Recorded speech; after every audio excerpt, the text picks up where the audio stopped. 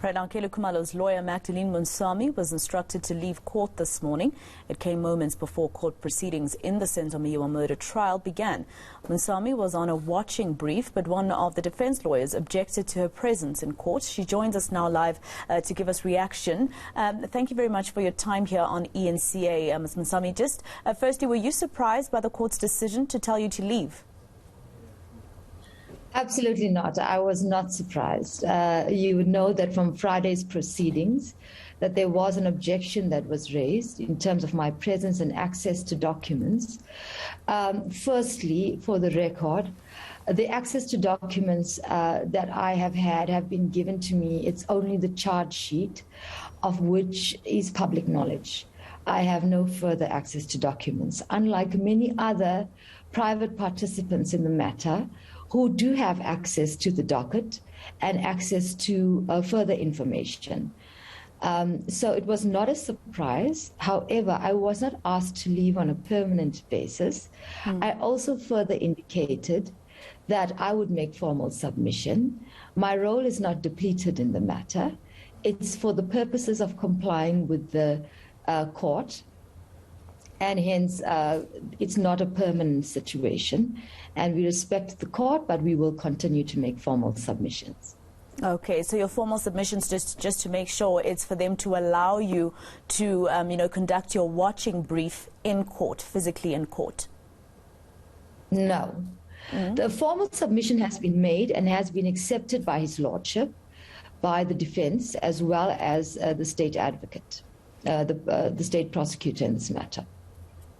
However, the concern that was raised, which is incorrect regarding my access to documents by defense for 1 to 4 of the accused, simply unfounded. But be that as it may, if the court has then applied its mind in the temporary, formal submissions will be related to issues regarding what was the outcome and any further observations that are made. And when the court then does allow me to return, I will do so and oblige myself and submit myself to the court.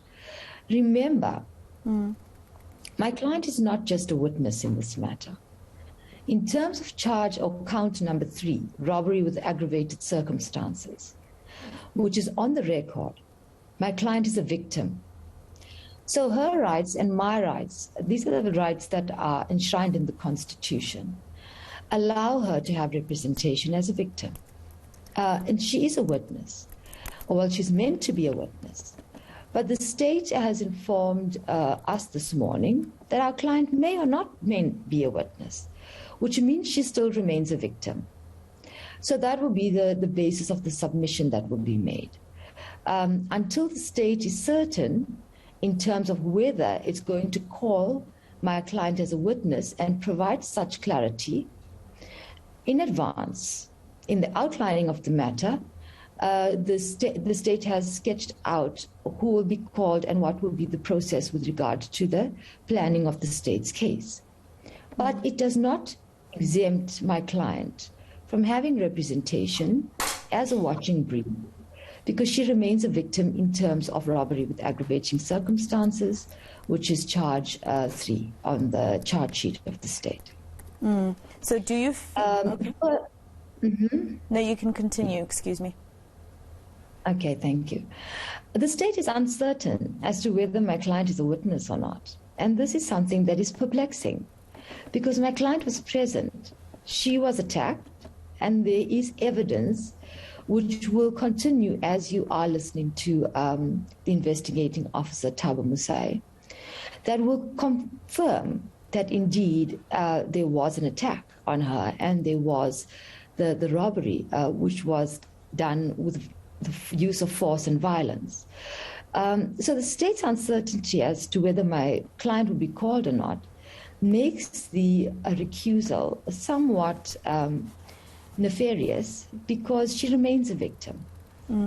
And I think that it is a public court, and those who are present have got, anybody can sit in court, both you and I are aware of that. So the nefarious nature of my recusal is not something that is taken personally.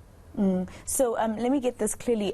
Does your client want to take the stand to give her side as a victim? Absolutely. My client has been cooperating and has been compliant with all the requests that have been made by the state, requests that have been made by SAPS in terms of interviews.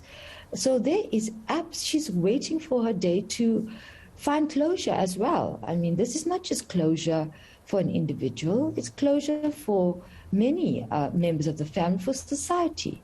I don't see how there can be prejudice against a victim. All right. Well, I have to leave it there because that was my next question then, because I thought maybe you felt that your client is being prejudiced, but you've just answered that question for me. Thank you very much for speaking to us. That was Kelly Khumalo's lawyer, Magdalene Moonsamy. Hopefully next time we'll have more time to speak to her and talk about how her client is